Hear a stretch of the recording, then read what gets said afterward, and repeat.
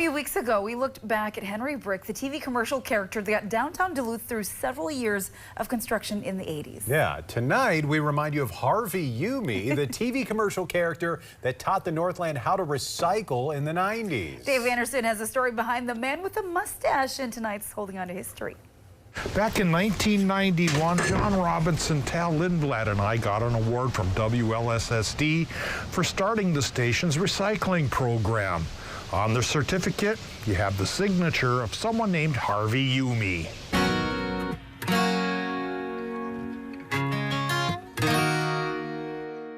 Harv, you can't just dump that in your garbage. Here, call the WLSSD garbage hotline. They'll tell you how to dispose of all this hazardous stuff safely. Yes, Harv, they'll help you with that too. Recycling was a new concept to the Northland in the late 80s and early 90s. Kent Cortland of Westmoreland Ad Agency got the job of promoting it through the character of Harvey Youme. And so Dad, of course, said, okay. And it was a little bit weird for him because, then he was contractually obligated to keep the mustache and look a certain way. And Kent, as Harvey, seemed to enjoy gently embarrassing son Shane that way. He picked me up at school, dressed like that. Harvey mania ran as rampant as it did for Henry Brick 5 years before. Youme merchandise ranged from cartoons to calendars, inspired by how firefighters were raising funds at the time.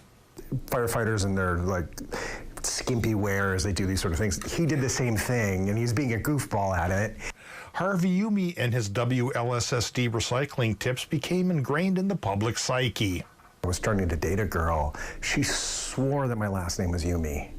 Kent Cortland passed away about 13 years ago, proud that he had a hand in cleaning up the Northland. I mean, it's really ubiquitous, right? You'll see blue containers everywhere, where at the time it really was not. And so I definitely think he felt he had an impact in that regard. Still recycling as well as holding on to history in Duluth, Dave Anderson, Northern News Now.